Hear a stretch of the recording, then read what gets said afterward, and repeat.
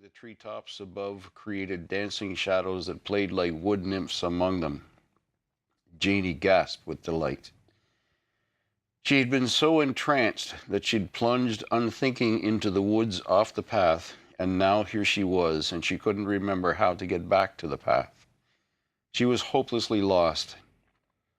And there'd been that rustling noise, which meant something else was close by. She thought of the big bad wolf and the wicked witch and all those evil characters in Mama's book of fairy tales that feasted on kids who got lost.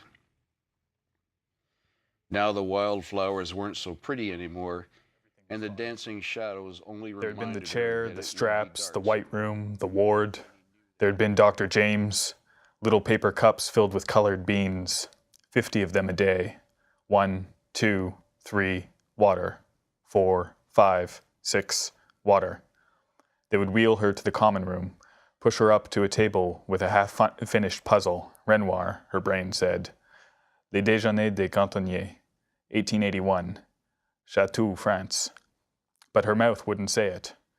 Her tongue was swollen and unresponsive. Her eyes drooped, wouldn't focus. I found that really interesting reading your piece and seeing the trailer. Like the different elements that we picked up on in there. Like I think there's a couple shots of a young girl that I completely didn't even really think of. As it happened, I saw the trailer a few times, and then I hadn't watched it for some time. Mm-hmm. But the one image that kept recurring in my mind was the image of this little girl on the path. Right. Who was sort of looking back as she was heading off along the path. Like that's the image clearly that sparked your story, right? Yes. Yeah. It sounds like you picked one image and kind of the story grew out of that one image. Yes. Right. Yeah.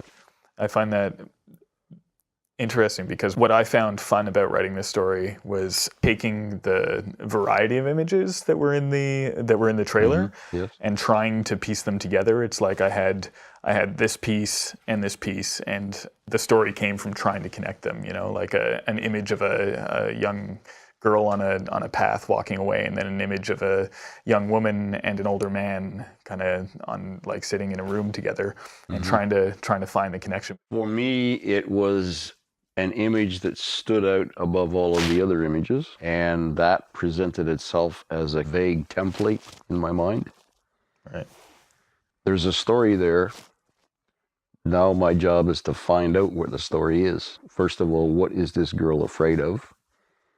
And then trying to put myself in the mind of a 4-year-old girl, which wasn't easy. No.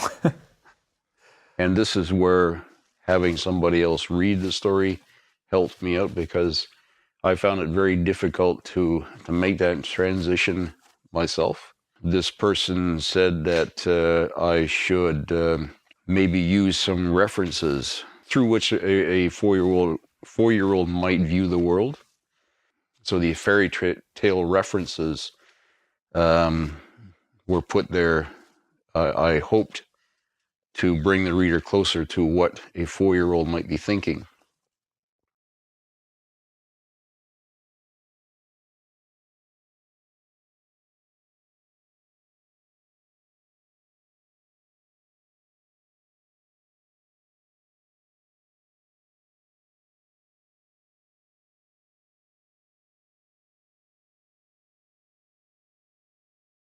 When I'm in the process of writing the story, I have to recognize that as the writer, I can become immersed or so immersed in the story itself.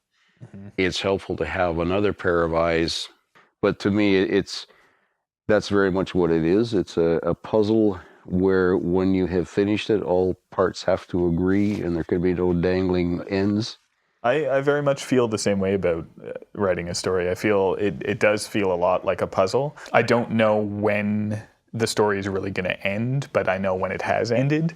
You know, I'll be writing the story and I'll feel like I'm not quite sure where it's going, and then finally I'll put that last piece in place and I'll see the entire picture. It's a puzzle that you're putting together, but you're inventing the pieces as you go. Yeah, exactly.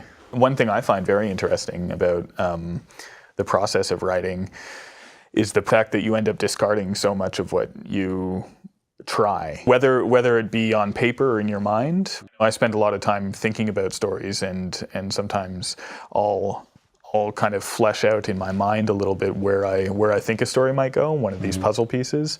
And sometimes it'll get as far as a page written on a paper, or a paragraph, or a sentence, or a chapter. I'll write the whole thing and think it's great while I'm writing it, and then have to go back and discard it. I very much. I mean, I sometimes would write a passage that at the time I'm writing it, I think it's absolutely beautiful prose and Yeah. Genius. genius, exactly. And then the next day I just throw it out because it doesn't fit. Yeah. You have to be very aware of your audience to begin with. And you have to be able to stand back from the piece far enough to be able to ask yourself, am I going to be able to understand this? It's just in one paragraph, I was trying to get the reader kind of the sense of the hospital that she had been in, and this kind of feeling of being trapped that she had by the medication and also by just the environment that she was in. So I tried to do that, and I remember writing this and rewriting this a number of times, a number of different ways. Found that it was much more exciting for me anyway to just put you there and show you the objects that were in the hospital. And listing the things that you would find in a hospital is very effective in describing that environment. And I think that that was far more effective than what you would have been, what you had started with, which she was back in the